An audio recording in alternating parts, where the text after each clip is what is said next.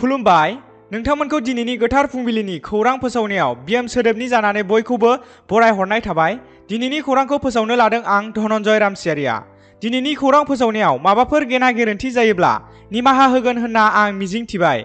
रायजो राजाफोर आरो आंनि आंगो लोगो नोंथांमोन, दिनैनि बयनिख्रुइ गिबि खौराङाव दं। गसाइगावआव सासे सुबुङा खारबाय थानाय रेलगारियाव बारसोमनानै गावनि जिउखौ फोजोबना लादों।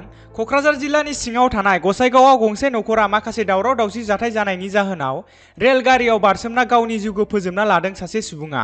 क'क्राझार जिल्लानि गसाइगाव महकुमानि सिङाव थानाय गुवाबारियाव मैया सानजौफुनि 12 रिंगासोआव सासे सुबुङा जिउ फोजोबना लानाय जाथाया गुवाबारि ओनसोल नाङैनो संखिखांनाय लाबोदों। खौरां बिजोङाव मिन्थिनाय बायदिब्ला गसाइगाव थानानि सिङाव थानाय दलगाव गामिनि थागिबि रुंसारि हरिदास रायनि फिसाज्ला बिष्णु राया 34 बोसोर बैसोनिमोन। मख'नो गोनांदि रेलगारियाव बारसोमना जिउ फोजोबना लानाय बिष्णु राया मैया नखराव माखासे दावराव जानायनि जाहोनाव रागा जोंना गंसे साइकेल लानानै गुवाबारिजों थांनाय रेल लामा फारसे थाङो। बिनि उन उन्दै फिसाज्लाया बिफाखौ बाबा होनना बिफाखौ रैखा खालामनो थांफादोंमोनब्लाबो हरखाबै गंसे रेलगारिया फैनायनि जाहोनाव खारफुबाय थानाय रेलगारिनि साखायाव बारसोमना गावनि जिउखौ फोजोबना लायो। खौरां मोनना पुलिसआ जाथायसालियाव थांना गोथै देहाखौ बोखांना नायबिजिरनो थाखाय क'क्राझाराव दैथायहरो। खैफोदाव गोग्लैनो हागौ नामा बलिउडनि फावखुंग्रि राकुल प्रीत सिंहआ? मख'नो गोनांदि मैया हरखाबै फावखुंग्रि राकुल प्रीतनाव ड्राग्सजों सोमोन्दो गोनां मोनसे केसनि सायाव सोंलु सोंला खालामदों। बिनि सिगाङावनो गोबां खेब ईडीनि मावख'आव गोबां बार सोंखांबायमोन होनना खौरां बिजोङाव मिन्थिदों। कार्बि हाजोआव गिख्रंथाव जाथाय जादोंमोन। हप्ता मोनसेनि उनाव कार्बि हाजोआव गोमानानै थानाय सासे सिख्लानि गोथै देहाखौ बोखांनो हादों। थांनाय सुनिबाराव ना गुरनो थांनाय 11 बोसोर बैसोनि सानै हिन्जावसाखौ सानै सिनाय मोनै सुबुङा बुथारनानै गालांदोंमोन। सिगां समाव सासे हिन्जावसानि गोथै सह'खौ रबिबारखालि मोननो हादोंमोन। मख'नो गोनांदि हिन्जावसाफोर गोमानायखौ नागिरनायाव मुखुब दंमोन पुलिस बिफान आरो कार्बि फरायसा आफादफोरजों लोगोसे गामिनि रायजो राजाफोर। उन समाव मैया हप्ता मोनसेनि उनाव हिन्जावसाफोरनि गोथै सह'खौ सिवग्लिनाय थासारियाव बोखांनो हायो होनना पुलिसफोरा खौरां बिजोंनि गेजेरजों फोरमायदों। बिपिएफ दोलोआ दासिमाव बिजेपि, इउपिपिएल आरो जिएसपि दोलोजों जेबो सोमोन्दो गैया होनना अशक सिंघाल बिथाङा बुंथिदों। गसाइगाव महकुमानि एबा गसाइगाव सहरनि एसएस कमप्लेक्सआव मैया बिजेपि आरो इउपिपिएल दोलोनि मोनसे मावथि मेल खुंदोंमोन। बे मावथि मेलाव गाहाय आलासि महरै बाहागो लादों आसामनि केबिनेट मन्त्रि अशक सिंघाल, बिटिसिनि मावफुं सोद्रोमा प्रमद बर' आरो लोगोसे मावफुंगिरि सोद्रोमा विल्सन हासदा, उकिल मुसाहारि बिथांमोना। मख'नो गोनांदि अशक सिंघालआ खौरांगिरिफोरनि सिगाङाव सोंथि सोंनायाव रोखा फोरमायोदि बिपिएफ दोलोआ बिजेपि दोलोजों जेबो सोमोन्दो गैया होनना खौरां बिजोङाव रोखा फोरमायदों।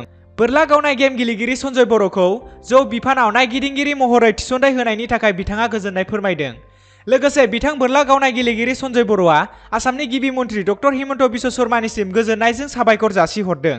मख'नो गोनांदि बर' हारिनि गेजेराव सरकारनिफ्राय मोनसे बिबान मोननाया जोबोर बाख्नायथाव आरो गोजोनथाव। बिटिसिनि इएम रेवरेवा नार्जारी बिथाङा एक्सिडेन्ट जानायाव खुनुरुखुमै गावनि जिउखौ रैखा खालामनो हायो। बिटिसिनि मावफुंगिरि सोद्रोमा रेवरेवा नार्जारीया क'क्राझार सहरनि साखाथियाव थानाय देबोरगावआव मैया लामा जाब्रबथायजों मोगा मोगि जादोंमोन। खौरां बिजोङाव मिथिनाय बायदिब्ला बिथां इएम रेवरेवा नार्जारीया गावनो कारखौ सालायदोंमोन होनना मिथिदों। मख'नो गोनांदि बे एक्सिडेन्ट जानायाव बिटिसिनि मावफुंगिरि सोद्रोमा रेवरेवा नार्जारीया खुनुरुखुम जिउ रैखा जानो हादोंब्लाबो नार्जारी बिथाङा आखायाव जोखोम जादों। लोगोसे बिथांनि देहा बेंग्रा बिथांमोनाबो जोखोम जादों होनना खौरां बिजोङाव मिथिनो मोननाय जादों। बाक्सायाव हाग्रानि मैदेर आरो मानसिनि गेजेराव दावहा जादों। बाक्सा जिल्लानि भारत भुटान सिमना ओनसोलनि दाब दाब जायगाफोराव हाग्रानि मैदेर आरो मानसिनि गेजेराव दाङाबाजि जानायखौ जों नुबोगासिनो दं। खौरां बिजोङाव मिथिनाय बायदिब्ला बेलासि सम जाब्लानो हाग्रानि मैदेरा फैना बाथाबारि ओनसोलनि हाग्रा बिफाननि खामानि मावग्रानि गामियाव फैना न' बां आरो आबाद गासैखौबो खहा खालामफैयो होनना मिथिदों। मा 25-30सो मैदेर फालोआ हाबफैनाय खौरांखौ मिन्थिना मानास चौकी टुरिजम एनजिअनि मावफारियाफोरजों लोगोसे जायगानि सुबुंफोरा हाग्रानि मैदेर फालोखौ होहरनो आवगायो। बेराफारसेथिं हाग्रानिफ्राय फैनाय मैदेरखौ होबथानो हाग्रा बिफाननि मावथिफोरा जाथाय जानाय जायगायाव नुजाथिफैयाखै होनना खौरां बिजोङाव फोरमायदों। भाद्र दाननि दैबानाया सनै खालामलांबाय आरेंपारा राङापारा फोनांजाब लामाखौ। बोसोरनि जोबथा भाद्र दाननि गोबारै अखा हानायनि जाहोनाव आरेंपारा गामिनि गेजेरजों बोहैलांनाय मरा सुख्लाय दैसाया सिफायलाङो आरेंपारा राङापारा लामानि कालभार्टखौ। जायनि जाहोनाव आरेंपारा राङापारानि गोबां रायजो राजा सुबुंफोरा सोहोराव थांलाय फैलाय खालामनायाव गोबां जेंनाजों मोगा मोगि जानांदों होनना खौरां बिजोङाव फोरमायदों। मानास हाग्रामायाव गान्दा आरो मोसानि बिबाङा समान जाबाय। बुहुमनि जारिमिनाव मानासनि समायना हाग्रामायाव माइनाव 2 मुंनि गान्दा बुन्दिया मासे गान्दा जोनोम होयो। मख'नो गोनांदि गान्दा फिसानि जोनोमजों मानास हादरारि हाग्रामायाव गान्दानि बिबाङा बांनानै गासै मा 48 सिम जाहैबाय। मिथिनो मोननाय बायदिब्ला 2006 सिम मानास हादरारि हाग्रामायाव मासेबो गान्दा गैयामोन। 2006 मायथाइयाव काजिरङायाव दैबाना जानायनि जाहोनाव काजिरङानि रैखाथि बादायाव दोननाय गान्दानि फिसा मानैखौ मानास हादरारि हाग्रामायाव लाबोजेननाय जादोंमोन। हाग्रामानि मावथियारिफोरा अन्नानै गान्दा मानैनि मुंखौ माइनाव 1 आरो माइनाव 2 दोननाय जादोंमोन। माइनाव 2आ गोरबोआव थानाय लोगो लोगो गोजौ थाखोनि मावथि आरो गाहाय थाखोनि मावथियारिफोरा सांग्रांथि जाखादोंमोन। मिथिनाय बायदिब्ला रबिबारखालि गावनि फिसाखौ जोनोम होयो आरो बे जोनोम होनायजोंनो मानास हादरारि हाग्रामायाव गान्दानि बिबाङाबो मोसाजों समान जाबाय होनना मिथिनाय जादों।